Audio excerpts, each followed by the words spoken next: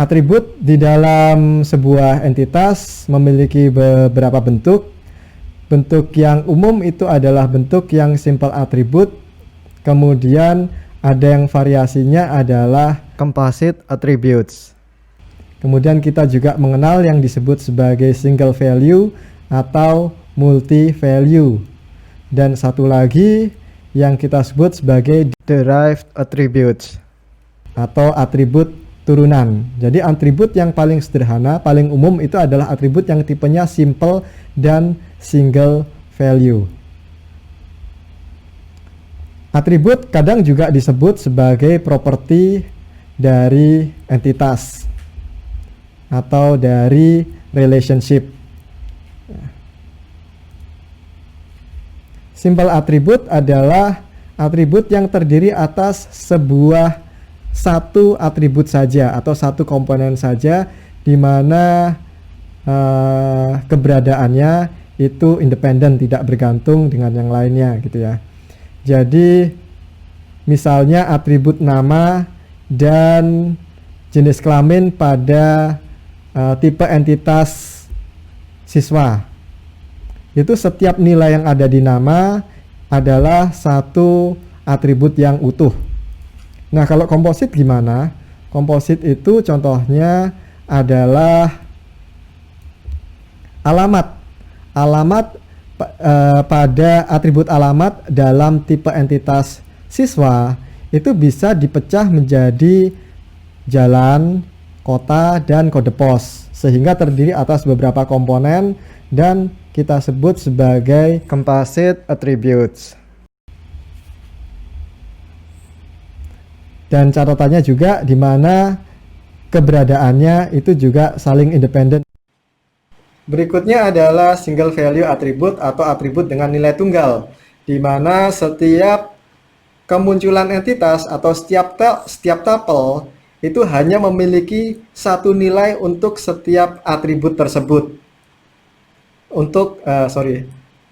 Jadi pada setiap tuple dalam tipe entitas tersebut atribut tersebut hanya menyimpan satu nilai saja. Jadi mayoritas atribut itu adalah single value. Berbeda dengan multi value atribut atau atribut dengan nilai ganda, di mana setiap tuple atau setiap entitas itu pada atribut tersebut nilainya bisa lebih dari satu. Contohnya, di sini atribut nomor telepon pada tipe entitas cabang itu bisa berisikan 1 sampai 3 nilai. Jadi nomor telepon pada cabang tersebut itu bisa ada tiga nilai gitu ya. Sehingga kita sebut sebagai multi value attributes. Seperti halnya di mahasiswa, mungkin satu mahasiswa sekarang nggak zaman cuma punya satu nomor telepon saja, kadang punya 2 atau 3 nomor telepon. Nah, ini kalau kita simpan dalam sebuah tuple yang sama atau sebuah entitas yang sama, maka kita sebut sebagai multi value attributes. Ada lagi yang kita sebut sebagai attributes domain, adalah sebuah himpunan nilai yang boleh dipilih untuk satu atau lebih atribut. Dan sebaliknya, satu atribut itu harus diambil dari satu domain saja. Kalau satu domain bisa dipakai di banyak atribut, tetapi satu atribut itu harus dari satu domain saja, nggak bisa lebih dari satu domain. Nah, contoh domain itu misalnya adalah angka. Jadi atribut usia itu diambil dari domain angka, sehingga bisa kita masukkan angka sembarang 1, 2, 3, 4, 5, 6, 7, dan seterusnya. Sedangkan berikutnya adalah derived attribute atau atribut turunan. Ini adalah atribut yang nilainya diturunkan dari nilai atribut-atribut yang berelasi. Jadi bisa dari sebuah atribut atau sekumpulan atribut. Dan tidak harus berada pada tipe entitas yang sama. Contohnya, ya, kebetulan kalau entitas yang sama adalah usia, ini bisa diturunkan dari tanggal lahir pada tipe entitas yang sama, misalkan tipe entitas mahasiswa. Tetapi indeks prestasi mahasiswa atau GPA atau IPK itu dihitungnya dari nilai yang ada di tabel transkrip atau di tabel daftar mata kuliah daftar nilai yang sudah daftar nilai di mana mahasiswa itu sudah lulus mata kuliah yang diambilnya. Nah, perhitungannya pun juga nggak sederhana karena setiap mata kuliah itu punya bobot yang berbeda, sehingga tidak sesederhana misalkan pengurangan atau penjumlahan pada umumnya, tapi harus diperhitungkan juga bobotnya.